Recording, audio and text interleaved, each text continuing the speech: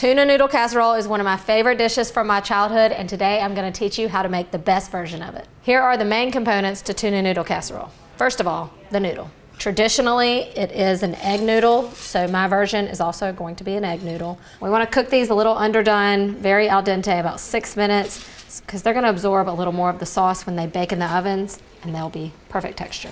Next component is the creamy sauce. Classically, it did use the cream of mushroom from a can. Listen, I do keep this in my pantry from time to time for emergency situations, but today I'm going to show you how to make a basic cream of anything sauce. I'm going to add mushrooms to mine to keep it with the classic recipe.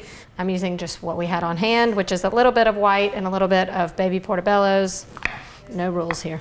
Just chop those small. They will shrink even more when they're cooked. We just want little flecks of mushroom throughout. We'll start by melting a little bit of butter in some olive oil. In go the mushrooms. Once our vegetables have softened and the onions are translucent, we're going to add a little more butter and some flour and make our roux in here, just like we do the base for any cream sauce. All right, we'll let that flour cook out a little bit, just a couple minutes, and then we add our liquid. I like to do a combination of chicken stock and milk because it tastes better that way, but it's still creamy. All right, our sauce is nice and creamy. It's going to thicken up once we add it to the noodles and some cheese, so I'm gonna season it up with some salt and pepper, and then I'm gonna add a little tang with some fresh lemon juice and just a tiny little squeeze of Dijon mustard. Next component, of course, tuna. I'm not talking about the fresh tuna you get from the seafood market. We're talking straight from the can, just a few dollars. This is what Mama used, and this is what this Mama uses. Canned tuna is not the most appetizing thing to look at, but it tastes good, and it's super cheap. In with the tuna goes frozen peas. This is an essential component to the classic. I'm gonna follow the rules here and put frozen peas in mine because I happen to like it. If you wanna be a rebel and leave them out, that's up to you.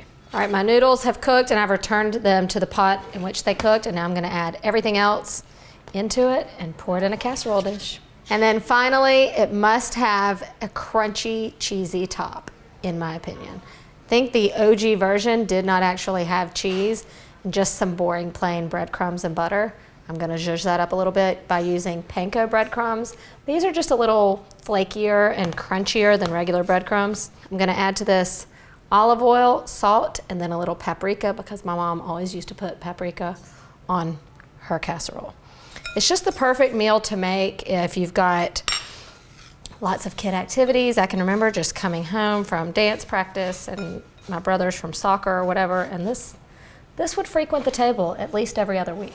Looks like 1989, can't wait. This is just gonna bake for about 20 to 30 minutes. Everything is still pretty warm and it's all cooked. We just need it to all come together. Oh, this looks good. This makes me happy. Look at those bubbles. I'm gonna finish mine off with a little bit of fresh parsley. This is not classic, but I love using fresh parsley when I have used things from a can because it really helps brighten up things when they're not, all fresh. All right, I'm digging into my childhood. Here we go. Now you know what time it is. Time for that perfect bite. Look at this. Creamy, a little bit of everything. Gotta get some crunchy topping.